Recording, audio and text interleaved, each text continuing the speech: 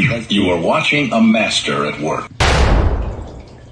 Writing out your monthly expenses is super important. This is gonna help you see how much money you're currently spending, and allow you to budget better in terms of how much income you're making versus the expenses that you're spending out.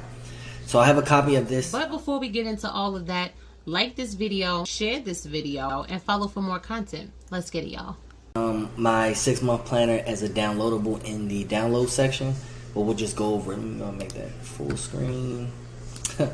Let's get my big head out the way.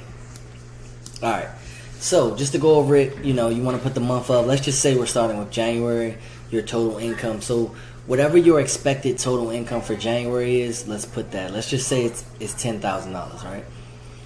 Any other income you may have, you can go ahead and put that there. Let's talk about the budget for your mortgage and rent. You should know what that is. Household maintenance, so any types of, let's say you have a fish tank, you do monthly maintenance on your fish tank, or you have pets and you're going to spend expenses on that. You want to add that up for your budget. Taxes, this one's huge. A lot of people don't realize how much taxes is, but you want to do about 16. If you want to be on the safe side, you can do 20. That way you'll have more. But 20% of whatever your income is going to go towards taxes, unfortunately. The number is actually less, but when I budget, I want to be safe than sorry, so I go with the 20% for the budget. Insurance, electric, water, these are just typical expenses that people generally have. You want to go through this fully. Do not set lower numbers. This is the best way to go about setting these budget numbers, is to set them higher than what you actually think that they are. So that way, if you don't hit them, that's good. If you do hit them, then you know that you may have an issue. You may have a problem with, or not a problem. You know which ones you can cut back on. So let's just say my cell phone, no, my grocery budget, I say $1,000, and then I know, hey, we're spending $1,500. Okay, cool. If we're actually spending $1,500 on groceries, I might need to cut back on, cell phone or cable or gaming or live theater.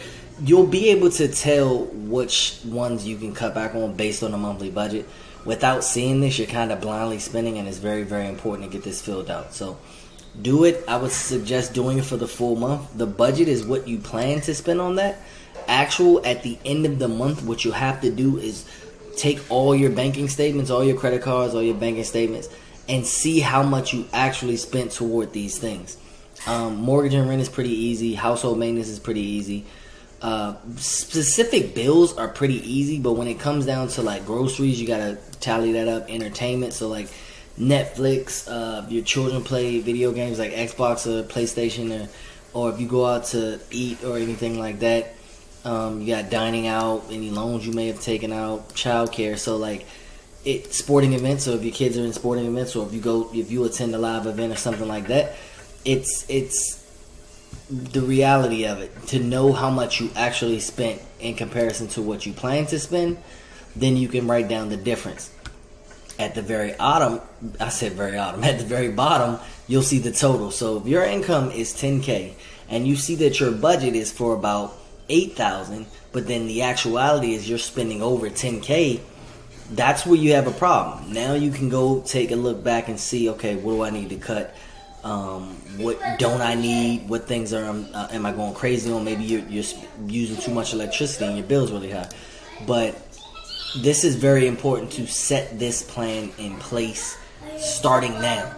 So go ahead and do this monthly. But if it's not the first of the month, I'd wait till the first of the month so you can get a full month. But this is very important, specifically in your business, because you need to know what your personal habits look like in comparison to your personal spending.